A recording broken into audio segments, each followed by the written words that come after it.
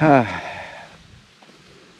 just got off the phone with one of a close friend of mine who's based in Dubai. He's an Indian chap. Really smart guy. Really smart. I mean, someone who I deeply respect and who I've known for years. He has been my client and he eventually became my friend. And today he just called me up and he said, I saw your video about the accident and I heard about that part, someone cheated you. So he asked me, how are you feeling? And I said, fine. It's happened, you move on. So then he said, Loy, I want to ask you, how are you managing to not get angry or get in a panic mode? Or I said, it's happened. What do you want me to do about it? So then he said that, no, the reason why I'm asking is because I've been without a job for so long. And, just so that, he lost his job almost a year and a half. And he has been trying to get jobs and it has been on and off and small projects here and there. He has had a tough time trying to survive. So what he told me is, Loy, I've been getting panic attacks. I'm unable to sleep. I'm unable to eat. Sometimes I get up in the middle of the night. I'm sweating. I'm shivering. I'm upset. I feel like crying. He is going through a lot of mood swings. So he said, I don't know what to do. In fact, sometimes I suddenly get worried and I start getting worried. I start shivering. I don't know. I'm very afraid. So he asked me, like, what do I do, man? And I could hear from the tone of his voice that he was really down. Now, if in case you're also going through depression or panic attacks, or you're worried or you're without a job, I'll just share with you what I did to go through it and maybe what you can do to get out of it. But please keep in mind, this is not medical advice. This is just my personal opinion, okay? My personal opinion on what has worked for me. Now, I've faced many hardships over the years, quite a number of them. From I told you, from being tortured by my parents, being molested, facing rape, being bullied at school, being treated like shit by so-called friends, the church, a priest tried to act funny with me. Basically, I've always been the oddball out. And through life itself, I face a lot of ups and downs, more downs than ups. I never fit into society. This is even before the tattoos. I never fit into society. I was not successful at anything. I didn't have money. I tried to keep a job I could not keep. So there was always up and then suddenly down, up and suddenly down. And I think the most painful ones were, like, especially when my girlfriend dumped me, the girl whose face I tattooed here, she dumped me. I went through a depression for, I think, 4 years. 4 years, huh?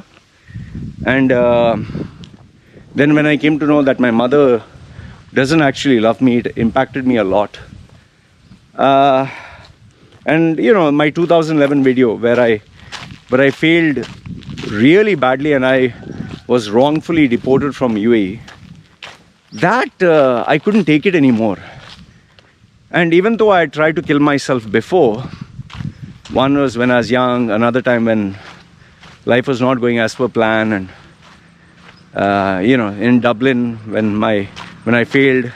So this time it was like a new phase in my life, but again I'd failed, and this time I'd failed even more miserably. And what had happened was, the reason why this time it was the hardest is I didn't have money, I didn't have food, I didn't have a place to stay. My parents were not there for me, my relatives deserted me, my girlfriend left me, the people I loved were not there. I had no place to stay. I had no visa. I had no place to go. I had no career, no job. There was nothing. There was absolutely nothing to live for. There was nothing to look forward to. And, when you have such a situation where you don't have anything to look forward to, and you only have painful memories, you obviously ask yourself, why do I want to live? Why do I want to live? Better than that is better not to live, right? And I genuinely didn't want to live. I didn't see the reason. You tell me, if there's no money, no food, no friends, no love, no parents, no place to stay, nothing to do, no one to help you, you only have painful memories, and you start remembering all the terrible things that have happened over the years. Give me a reason why you'd want to live. So it was at that point, I'll tell you that point, when I stood. Think it's a railway tracks. These are the railway tracks. I remember I could see in Mumbai, I could see there's that digital clock which is there. And the train would come from this way to this way. Okay, I still remember. So I was standing here waiting to jump, and I was crying, thinking of all those things, and I just made up my mind, I'm going to jump. I don't care. And see, when you're depressed, remember this much, you keep replaying those memories, you keep rewinding. It's like a movie. You are watching the sad movie over and over again in order to feel more depressed. But as I was in that state, suddenly on my left hand side, I told you, I was standing here looking at the train, and suddenly on my left hand side, this side here, I saw two guys having their smartphone, and obviously they were looking at the smartphone. The other side, the back end of the phone, was facing me, and what I realized was they were filming me. And I was like looking at these two guys filming me, and like, what the fuck, why are you guys filming me? And I realized that these guys are filming me maybe to take a video and upload it and share it with their friends. And basically they kind of knew that I was planning to jump. Just imagine the fun. These two guys, they were aware of the fact that I'm going to jump. So instead of helping me, instead of, not that I was looking forward to their help, instead of doing anything worthwhile, they decided this was a great opportunity to take a video, to film this guy jump, so that they could share it with their friends. The minute I saw that, I snapped out of my depression. And immediately I was not only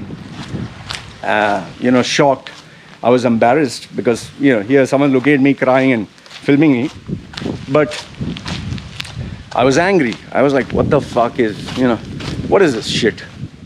I mean, to think about it, can't a guy have some privacy when he wants to suicide? So I was like pissed off. I was like, what the fuck is this? And embarrassed, I just got off from there. So it broke my state. Basically what it did is, it broke my state. It broke the state I was in. Then obviously, I went and had coffee, and it was cheap. It was hardly 10 rupees or something, some coffee. So I took a small coffee with little bit of money that I had. One guy at the airport had given me, remember, if you check my video. So I was sipping that coffee and sitting next to a constable just for safety, so that I was afraid maybe someone would try to rob me. And then forgot about it, forgot about suicide. And then I waited for the train. If you know my story, I got on the train. I didn't know where I was headed. I just decided, okay, I'll go somewhere. So then again, I forgot about the suicide. I sat on the train, went to sleep for some time. When I woke up, again thoughts of suicide came. And I was like thinking, okay, now I'll suicide. But then I heard this guy who was selling chicken, chicken biryani. They sell tea, coffee, chicken biryani and all that. So I was hungry. I said, okay, fine, I'll eat that. Again, I didn't think about suicide when I was eating the chicken biryani. After I ate, again I took rest, sat down, forgot about it. But after some time again Again, I thought of suicide. And then I decided, okay, let me try by jumping out of the train, jumping out of a moving train, and, when a train is coming, I'll try to kill myself.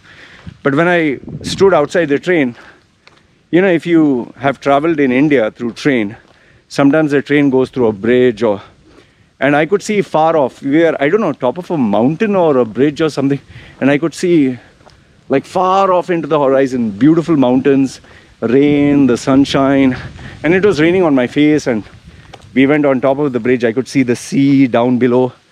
It was so beautiful. I was like, wow, this is nice. And I stood there enjoying the moment, and I didn't think of suicide.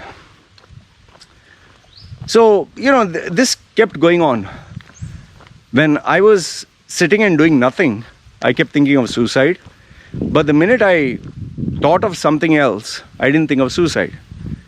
Once again, when I landed in Kerala, the train, that was the last stop in Kannur, got down, went to a small hotel near the railway station, sat in the room, was tired, went to sleep. When I woke up, again, thoughts of suicide. Again, obviously, when I went out, snapped out of it. So what I realized was, when I was doing nothing, when I was only thinking, I would think depressing thoughts and I would think of suicide. But when I was busy doing something, I was not thinking of suicide.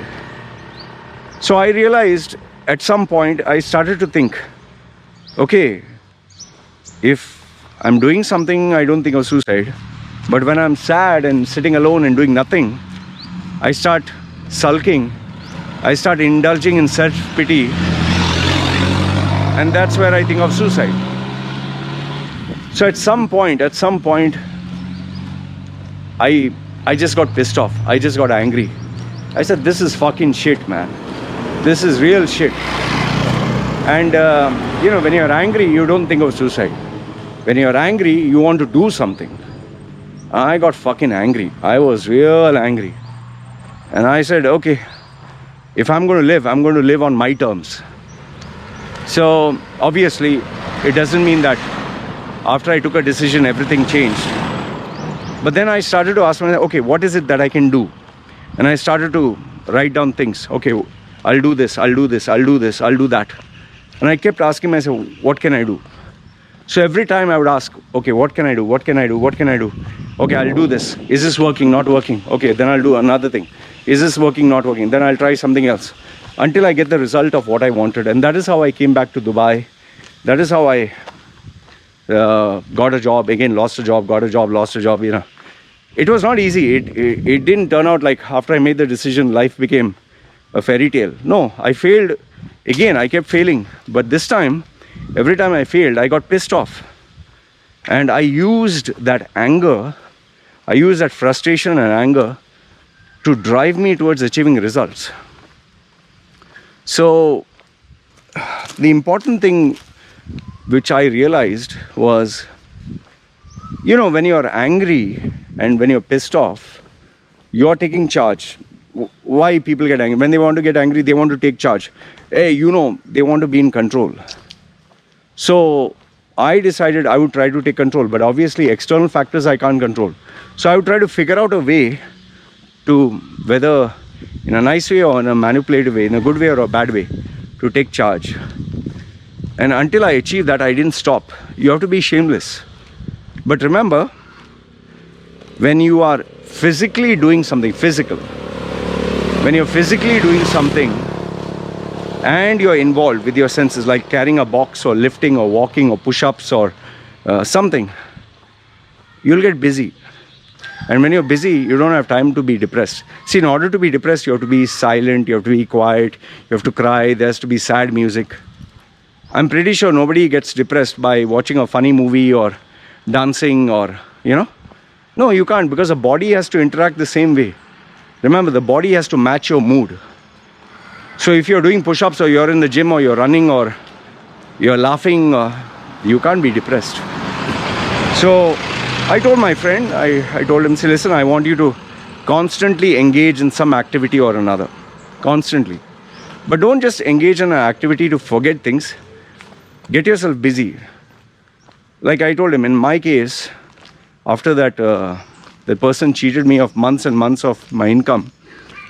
I was pissed off and I said, okay, I can't get the money from this person, but I can generate more income, right?